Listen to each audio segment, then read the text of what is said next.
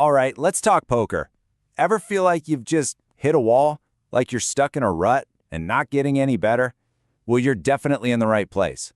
Today, we're going to dive into one of the most powerful and honestly, one of the most overlooked tools for smashing through those skill barriers.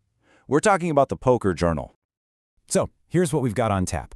First, we'll talk about that plateau problem that so many players face. Then, we'll introduce your new best friend, the poker journal. After that, we'll get into the nitty-gritty of building one, turning all that data into actual winning decisions, and finally, how to make it a habit that really sticks. All right, let's get into it. Okay, first things first, let's talk about the player's plateau problem. You know that feeling, right? It's super frustrating, like you're just spinning your wheels at the table, putting in the hours but not actually getting any better. So let me just ask you straight up. Does this sound familiar? You're playing all the hands, you're putting in the time, but your game, it just feels totally and completely stagnant. And this feeling, it usually pops up in a few classic ways, right? Maybe you find yourself making the same costly mistakes again and again. Or, tilt gets the best of you, and suddenly you're making emotional decisions instead of smart ones. Maybe you're just lost, not even sure what to study next. And the result of all that? Your results are all over the place. Yep, these are the classic signs you've hit that plateau. So the big question is, how do you break through that? Well, that brings us right to our ultimate improvement tool. And yes, we're talking about the poker journal. This is the key, I'm telling you, to turning all that frustration into actual fuel for your growth. I love this analogy because it's just so perfect. Think about it. Your poker journal is basically the black box flight recorder for your game. It captures all the critical data from your sessions. So when you crash and burn in a huge pot, and let's be real, it happens to all of us, you can go back to that recording and figure out exactly what went wrong. That's how you turn a painful loss into a priceless lesson. So, what are the real, tangible benefits here? Well, for starters, a journal lets you track your progress objectively, not just based on how you feel you're doing. It helps you pinpoint your actual strengths and, more importantly, your weaknesses. It's also a massive boost for your mental game because it makes you way more self-aware. And it totally supercharges your study routine by telling you exactly what you need to be working on. And let's zoom in on that mental game for a sec. Because we all know poker is like 90% psychology, right? Just the simple act of writing down what triggers you, what sends you on tilt, that helps you manage it. It's a real psychological trick. When you write an emotion down, you take away its power. Plus, seeing your progress in black and white builds unshakable confidence. And honestly, just the discipline of keeping the journal, that alone is the kind of discipline that wins big pots. All right, so hopefully you're sold on why you need to do this. So let's get into the how. In this next part, we're going to build your poker journal from the ground up, what to track, and the best ways to actually do it. Okay, so every single entry should have these 5 key things. You've got your basic session details, the date, the stakes, that kind of stuff. Then, the important hands you played. What did you notice about your opponents? You also got to include some honest notes on your mental and emotional state. And finally, and this is probably the most important part, what lessons did you actually learn? And here's what that can look like in real life. See, it doesn't have to be some epic novel. Just the crucial facts are fine. The date, where you played, the hand that stuck with you, and the big takeaway. The key here is that you've spotted a specific repeating mistake. In this case, calling with so-so hands when you're out of position.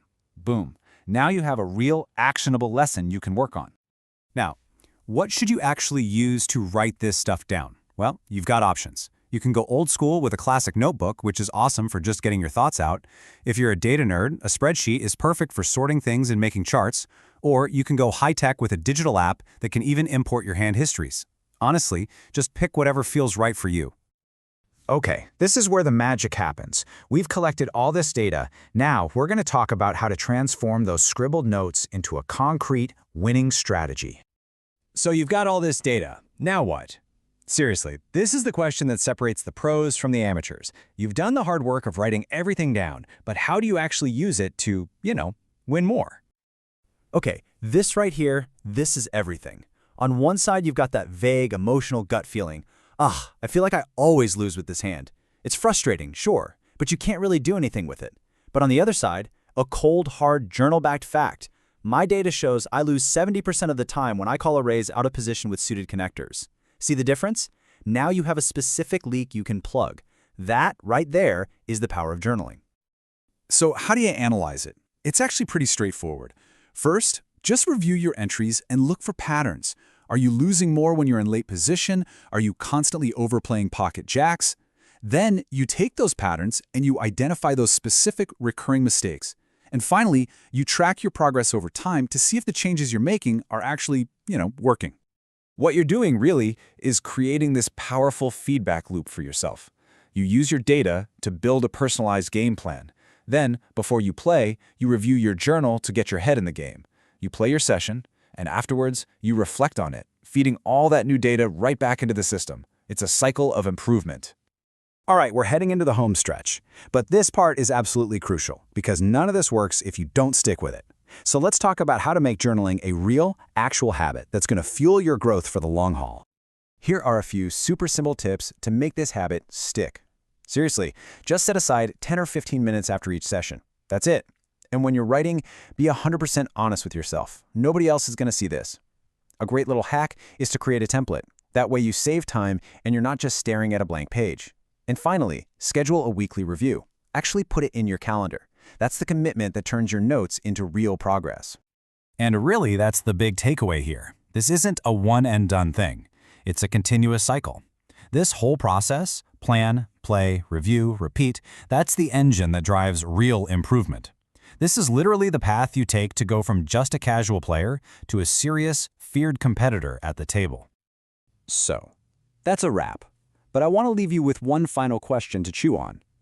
If you started your poker journal tonight, what's the #1 leak you think you'd find first? Think about it. Because the answer to that question, that's the first step on your journey to becoming a much, much better player. Start a live chat now to join one of our clubs or ask us any questions. Message at bluffingmonkeys24_7 on Telegram or visit bluffingmonkeys.com and start a live chat.